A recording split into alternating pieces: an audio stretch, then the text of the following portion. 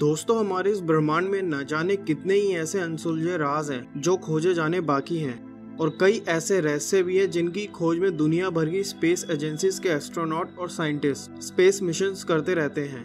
इन्हीं मिशन से ही एस्ट्रोनॉट्स को अलग अलग टेक्नोलॉजीज का परीक्षण करने के लिए भेजा जाता है, जिसमें वे कई हफ्ते या महीनों तक स्पेस में रहकर कई नई रिसर्च पर काम करते हैं। लेकिन वे इतने महीनों तक स्पेस में कहाँ रुककर काम करते हैं?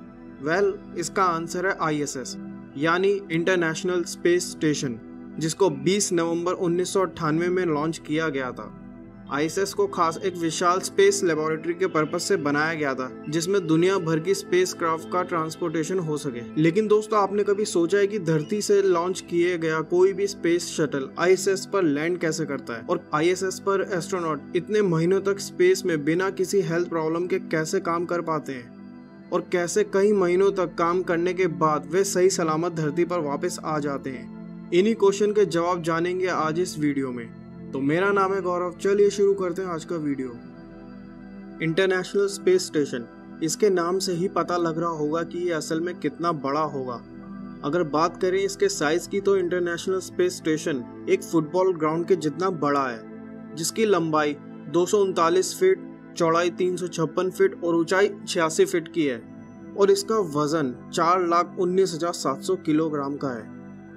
दोस्तों, आपके मन में एक डाउट आ रहा होगा कि इतने बड़े ISS को आखिर स्पेस में कैसे भेजा गया होगा। ISS को एक बार में लॉन्च नहीं किया गया था, बल्कि इसको छोटे छोटे पार्ट्स में भेजा गया था। ISS के कुल 42 पार्ट्स को असेंबली फ्लाइट से भेजा गया था, जिसमें 37 यूनाइटेड स्टेट्स के थे और 5 रशिया के। जब ISS के सारे पार्ट्स धरती के आउटर स्पेस में पहुंच गए थे, तब साइंटिस्टों ने रिमोट कंट्रोल के जरिए इन पार्ट्स को रोबोटिक आर्म्स के जरिए सारे पार्ट्स को असेंबल किया था। ISS हमारी धरती से 350 से लेकर 430 किलोमीटर की ऊंचाई पर धरती को ऑर्बिट कर रहा है। और दोस्तों, अंतरिक्ष हमारी धरती की सतह से 100 किलोमीटर की ऊंचाई के बाद से शुरू हो जाता है, जिसे कर्मन लाइन भी बोला जाता है, क्योंकि वहीं हमारी धरती का वातावरण और गुरुत्वाकर्षण बल खत्म हो जाता है। ISS लगभग 27,000 किलोमीटर पर घंटे की स्पीड से धरती के चक्कर लगा रहा है, जिससे ये 90 मिनट में ही धरती का एक पूरा चक्कर लगा लेता है। मतलब ISS एक दिन में 15.5 बार धरती का पूरा चक्कर लगा लेता है। इसी कारण ISS में मौजूदा एस्ट्रोनॉट एक दिन में ही 16 बार सनराइज और सनसेट देख लेते हैं। जब से ISS स्पेस में धरती के चक्कर में लगा रहा है, तब से लेकर अब तक कोई ना कोई एस्ट्रोनॉट या साइंटिस्ट ISS में मौजूद होता है, और इसे कभी भी मानव रहित नहीं छोड़ा गया है।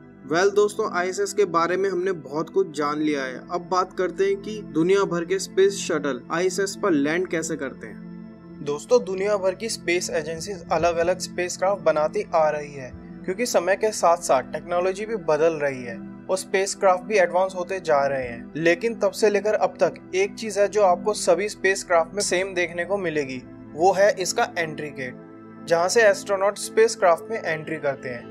ऐसा ही सेम एंट्री गेट आपको ISS में भी देखने को मिलेगा। इसी से ही स्पेसक्राफ्ट ISS से जुड़ पाते हैं, जिसको डॉकिंग सिस्टम भी बोला जाता है।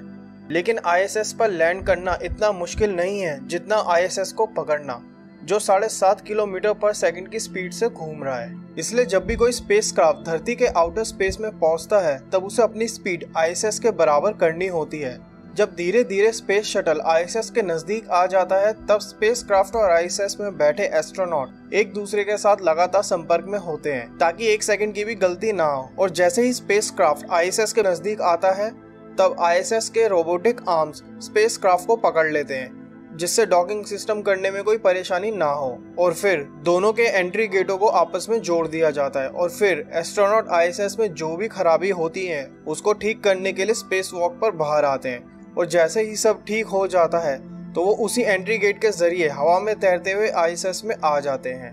दोस्तों, एंट्री गेट को इतने अच्छे से जोड़ा जाता है कि उसमें से हवा तक भी बाहर नहीं जा सकती, क्योंकि ISS में पूरे समय ऑक्सीजन चाहिए होती है। इसलिए डॉकिंग सिस्टम के समय कोई गलती नहीं की जा सकती, क्योंकि स्पेस में गुरुत्वाकर्षण बल बिल्कुल भी नहीं होता। इसलिए ISS में मौजूद सभी एस्ट्रोनॉट हवा में ही तैरते रहते हैं।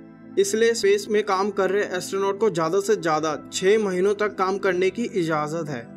लेकिन अभी तक का सबसे ज्यादा ISS में समय बिताने का रिकॉर्ड क्रिस्टीना कॉक्स के नाम पर है, जिन्होंने 328 दिनों तक लगातार आईएसएस में काम किया था।